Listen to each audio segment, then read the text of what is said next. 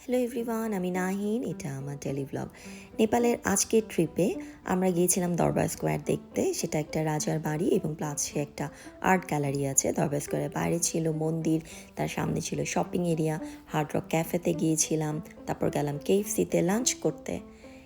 এরপরে কিছু শপিং মলে ঘোরাঘুরি করেছি, নেপালি জুয়েলারি কিনলাম, কিছু শপিং করলাম ট্র্যাডিশনাল। এরপর সন্ধ্যায় গেলাম চা খেতে খেতে গান শুনতে।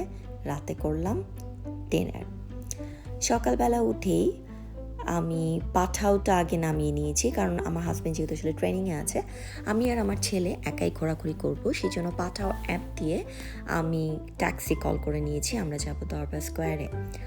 তো এখানে যে এই বিষয়টা হচ্ছে সেটা হচ্ছে নেপালি ড্রাইভাররা ইংলিশও বোঝে না, হিন্দিও ঠিক মতো বোঝে না। সো ড্রাইভারদের সাথে কমিউনিকেট করাটা খুবই ডিফিকাল্ট একটা পার্ট, খুবই বিরক্তিকর পুরো বিষয়টা। ট্যাক্সি নেওয়া যেত, কিন্তু আমি পাঠাওটা প্রেফার করলাম এই কারণেই যে পাঠাওতে কস্ট একটু কম আসে ট্যাক্সির চাইতে। আর তাছাড়া আপনি দেশের বাড়ি যেখানে ঘুরতে চান না কেন, বিভিন্ন অ্যাপ দিয়ে আপনি ট্যাক্সি বা ক্যাব কল করতে পারবেন যদি আপনি ইউজ টু হন। যেহেতু দেশে আসলে আমার সেই অর্থে এগুলো ব্যবহার করা হয় না, আমি দেশের বাইরে এসে টোটালি বিভিন্ন অ্যাপের উপর নির্ভরশীল হচ্ছি বা ব্যবহার করে বোঝার চেষ্টা করছি। তো সেই কারণে, এবং যেহেতু একা একা আসলে ট্রিপটা আসলে এবার আমার একাই দিতে হচ্ছে, যেহেতু আমার হাজব্যান্ড পাওয়া যাচ্ছে না, সে ব্যস্ত আছে তার কাজে। সো আমি এগুলো নিজে আসলে বুঝে নেওয়ার চেষ্টা করছি যে কীভাবে কী করা যায়, তাহলে কখনও ইচ্ছা হলে একা একা আমি আসলে ট্রিপ দিতে পারবো। তো দরবার স্কোয়ারে চলে যেয়ে প্রথমে আমি একটা নিলাম বাবল টি, ম্যাঙ্গো বাবল টি। এখানে সব জায়গাতেই বাবল টিটা বেশ পাওয়া যায়, বা যে কোনো বাবল ড্রিঙ্ক আপনি পেতে পারেন খুব ইজিলি। ড্রিঙ্কটা ভালো ছিল, গাছগুলো সবুজ, আলোটা খুব ভালো লাগছিল দেখতে, এবং বেশ গরম ছিল বেশ। এটা হচ্ছে দরবার স্কোয়ার। তো দরবার স্কোয়ারে ঢুকতে আপনাকে টিকিট কাটতে হবে। 500 রুপি দিয়ে টিকিট কাটলাম, এবং আমার জন্য লেগেছে, আমার ছেলের জন্য লাগেনি, এবং আমি সার্কভুক্ত দেশ বলে আমার 500 রুপিস লেগেছে। দরবার স্কোয়ারে ঢুকে যাচ্ছি। এটা আসলে একটা রাজার বাড়ি, এবং এই রাজার বাড়িটা হচ্ছে 9 তলা বিশিষ্ট বসন্তপুর কমপ্লেক্স। এটা ওয়ার্ল্ড হেরিটেজ নেপালের আন্ডারে। বিল্ডিং কমপ্লেক্স এরিয়াটা টোটালি হচ্ছে 1300 স্কোয়ার মিটার। এইটা নেপালি নিউয়ারি আর্কিটেকচারের রিপ্রেজেন্ট করে, এবং এইটা যে 2015-তে যে আর্থকুইকটা হয়েছিল সেটাতে এটার অনেক অংশ ধ্বংস হয়ে গিয়েছে। তো সেটারই কিন্তু এখন রেস্টোরেশনের কাজ চলছে পাশে, এবং এখানে বাইরের বিল্ডিংটা ছাড়া কিছু দেখা যায় না, কারণ ভেতরে ঢোকার কোনো জায়গা নেই, এবং এটাকে আসলে লোহান চকও বলে। এবং পুরোটাতে কিন্তু আপনার নানা রকম এই ধরনের কি বলবো, ইটের সাথে কাঠকে মিক্সড করে নানা রকম আর্কিটেকচারাল ডিজাইন করা হয়েছে। স্পেশালি কাঠের কাজগুলো এত সূক্ষ্ম এবং এত ভারী ভারী কাঠের মধ্যে কাজ করা হয়েছে যে জিনিসটা দেখতে খুব সুন্দর। বাট এটা খুবই অনেকটা জায়গা নিয়ে হলেও, যেহেতু আসলে বাইরের বিল্ডিংটা ছাড়া ভেতরে দেখার কিছু নেই, তো এটা ঘুরতে খুব বেশি সময় লাগে না। এটা একটা পুকুরের মতো ওদের, যেখানে এখন তো অবভিয়াসলি পানি নেই। এই যে দূর থেকে আমি জানালাগুলো আবার একটু ভিডিও করলাম, ভীষণ সুন্দর কাজ করা। এখান দিয়ে যেতে হবে হচ্ছে আর্ট গ্যালারিতে। আমরা আর্ট গ্যালারির দিকে যাচ্ছি, তবে আর্ট গ্যালারির ভেতরে ভিডিও করা যাবে না, সে কারণে খুবই ছোট্ট একটা ভিডিও আছে আর্ট গ্যালারির। সেই আর্ট গ্যালারিতে এখানে রাজারা যারা ছিলেন তাদের জীবনযাপনের কিছু ছবি একজন পেইন্টার এঁকেছে, সেটাকেই এই যে এখানে পেইন্টারের আঁকা বিভিন্ন রকমের ছবি রয়েছে এই রাজা বাদশাদের, তাদের জীবনযাপনের, সেটাকেই এখানে পোর্ট্রেট করা হয়েছে। এটা একটা আর্চ, এটা একটা মন্দিরের আর্চ, পুরোটা ভেঙে গেছে। সেই ভেঙে যাওয়া ছোট ছোট পার্টগুলোকে এখানে খুলে একটা সাইডে রাখা আছে। এই যে দূর থেকে ছাদের একটা পোর্শন, এই যেটা পাশে আসলে রেস্টোরেশনের কাজ চলছে, এটা পুরোটা 2015-এর ভূমিকম্পে ভেঙে গিয়েছিল, সেটারই কাজ এই দীর্ঘদিন ধরে চলছে।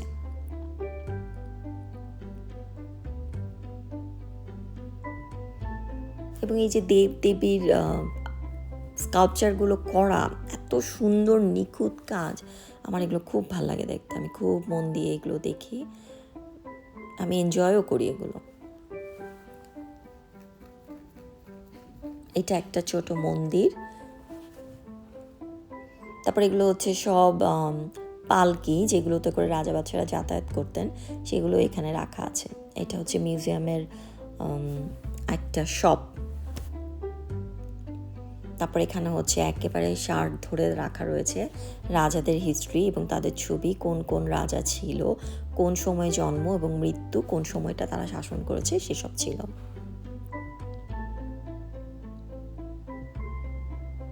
এটার পাশে হচ্ছে গ্যালারি রয়েছে।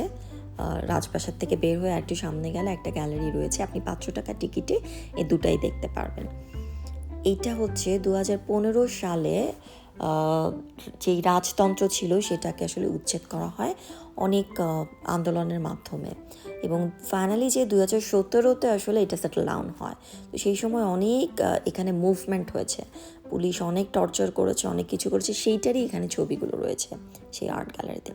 এরপরে দরবার স্কোয়ার থেকে বের হয়ে সামনে হচ্ছে এরকম মার্কেট রয়েছে, অনেক ধরনের ট্র্যাডিশনাল জিনিস বিক্রি করে। আগে এইসব জিনিস আমি অনেক কিনতাম, এখন আর খুব একটা কেনা হয় না, কারণ বাসায় মোটামুটি কিছু জিনিস আমার আছে যেগুলো আমার পছন্দের, তো নতুন করে কেনার আর কিছু নেই। সামনে অনেকগুলো মন্দির আছে এখানে, মানে যে কোনোই এ ধরনের জায়গাগুলোতে, এরকম স্কোয়ার, দরবার স্কোয়ার, এরকম আর অনেকগুলো স্কোয়ার আছে, সবখানেই অনেক ধরনের মন্দির আছে। আর কবুতর তো এসব জায়গায় একটা বড় পার্ট, আমরা সবসময় ছবি দেখলে দেখি বা ফিল্মে দেখি যেরকম কবুতর উঠছে এইসব জায়গায়, তো সেই দৃশ্যগুলো আপনি এখানে দেখতে পাবেন। বাট খুব গরম ছিল, এত গরম ছিল, এবং আমি সানব্লক মাখিনি, তো আমার তো মনে হয় স্কিনে 12টা বেজে গেছে, অবশ্যই গেছে। অনেক মানুষ, বেশিরভাগ মানুষই এখানে মন্দিরে এসেছে, এবং গাছটা খুব সুন্দর, খুব সুন্দর একটা বট গাছ, এবং তার নিচে আরেকটা মন্দির রয়েছে। অনেক মন্দির, ছোট ছোট ছোট ছোট ছোট প্রচুর মন্দির এই দরবার স্কোয়ারের জায়গাটায়। যে কোনো স্কোয়ার জায়গাতেই প্রচুর মন্দির আছে, এবং এখানে অনেক ধরনের এরকম স্কোয়ার আছে, এক একটা স্কোয়ারের এক একটা নাম। এই যে এখানে ধরনের মেটালের জিনিস পাওয়া যায়, তো আমার কিছু হাঁড়ি কেনার ইচ্ছা আছে, দামে পোষায়নি, বাট আমি কিনবো। এরপর আবার পাঠাও ডাকলাম, এখানে দাঁড়িয়ে দাঁড়িয়ে গুগলে সার্চ করে কোন মার্কেটে যাওয়া যায় সেটা খুঁজে বের করলাম, যেখানে ব্র্যান্ডেড অনেক ধরনের জিনিস পাওয়া যাবে, যেখানে আমি সারাদিন একটু কাটাবো আমার ছেলেকে নিয়ে। তো সেটা চিন্তা করেই যাচ্ছি আমরা সেপ্রা মলে। এই সেই সেপ্রা মল, এবং এখানে যেহেতু রীতিমতো শকড, কারণ এখানে একটা হার্ড রক ক্যাফে আছে, এটা জানতাম না আমি। বাট এই যে এখানে দোকানগুলো আছে, অদ্ভুত পজিশনে দোকানগুলো রাখা, এটা ঠিক বোঝা যায় না কোন দিক দিয়ে ঢুকতে হবে, কোন দিক দিয়ে বেরোতে হবে। এবং আরেকটা বিষয়, সারা মার্কেটে কোনো মানুষজন নেই, এবং বাইরে থেকে দেখে মনে হচ্ছে জিনিসপত্র আছে, কিছুই নাই মোটামুটি দোকানগুলোতে। অদ্ভুত, কি বলবো, হরর মার্কেট টাইপের। হার্ড রক ক্যাফের পাশে আমি ফ্যাব ইন্ডিয়া দেখে একটু ঢুকলাম, যদি আমি ফ্যাব ইন্ডিয়ার খুব একটা ফ্যান না, খুব একটা কিছু পড়িও না, এবং আমার কাছে এমন কিছু আর্টিস্টিকও লাগে না ফ্যাব ইন্ডিয়ার জিনিসপত্র। মানে এক্সট্রিমলি এক্সপেন্সিভ ছিল, মানে কোনো আইডিয়া নাই। একটা নর্মাল কুর্তির দাম 7,000 নেপালি রুপি, যেটা বাংলাদেশি টাকায় 5,500-এর মতো আসবে। এরপর আমার ছেলেকে বলেছিলাম কেএফসি খাবো, তার খুব পছন্দ, সো আমরা কেএফসি বের করে আবার কেএফসি খেলাম। এবং এই পুরো এরিয়াটাই হচ্ছে আপনি হেঁটে হেঁটে ঘুরবেন, প্রচুর শপিং মল আছে, দোকান আছে, বাট সবগুলো শপিং মলই, এই যে এটা হচ্ছে দরবার মল, ভয়াবহ টাইপের, কিচ্ছু নাই, 3-4টা কসমেটিক্স, মানে দোকান সব খালি, একটা মানুষ নাই, সেলসের মানুষজন বসে বসে গল্প করছে, দেখে মনে হচ্ছে কি এই যে বোধহয় কিছু কসমেটিক্স আছে, যে দেখবেন ধুলা পড়ে আছে, কিচ্ছু নাই। মানে আমি এইরকম মল আমি পৃথিবীর কোথাও দেখি নাই যেখানে কোনো মানুষ নাই, সেলসের মানুষ ছিল, এবং প্রচণ্ড ভৌতিক। পুরো জায়গায় 2, 3, 4, 5টা শপ ওপেন। এইটা একটা মল, যেটা বাইরে থেকে দেখে মনে হচ্ছে কতগুলো ব্র্যান্ডেড দোকান আছে। এখানে সোরাভাস্কিও আছে, এই দোকানটা আমার অবশ্য খুব ভালো লেগেছে, বাট টাটকানো ছিল, এটির জিনিসপত্র একটু পছন্দ হচ্ছিল, বাট দেখতে পারি নাই। এরপর আমি পাঠাও কল করলাম, কিন্তু যে প্রবলেমটা হচ্ছে সেটা হচ্ছে নেপালি ড্রাইভার না ইংলিশ বুঝছে না হিন্দি বুঝছে। তারপর আমি ট্যাক্সি নিলাম, এবং এখান থেকে আমরা যেখানে থাকি থামেল, এটা বেশ কাছে, আমি যেহেতু আসলে ডিস্টেন্স জানি না, সে আমার কাছ থেকে অনেকগুলো টাকা নিয়েছে। তারপর আসলাম, এসে একটু হোটেলে ভিসে চিল মারলাম, আরাম করলাম, তারপরে রাত 8:30টার দিকে আবার বেরিয়ে গেলাম যে একটু ঘুরে টুরে আসি।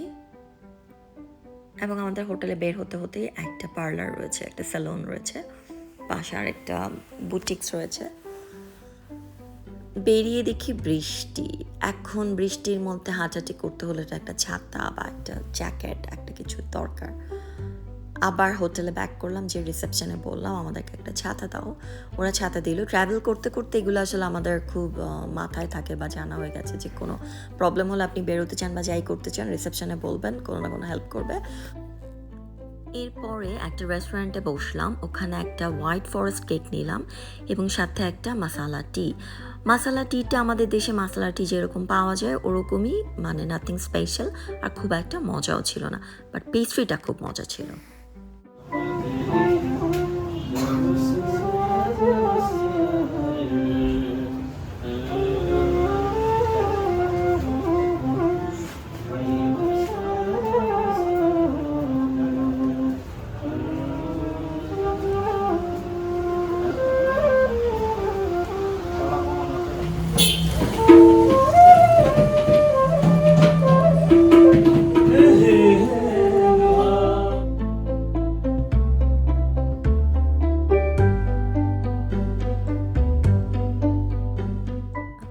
তো এখানে বসে আমরা বেশ খানিকটা সময় একটু খেলাম টেলাম, একটু বসে বসে মিউজিকটা শুনলাম, সময়টা এনজয় করার চেষ্টা করছিলাম। আর বাইরে অনেক বৃষ্টি হচ্ছিল।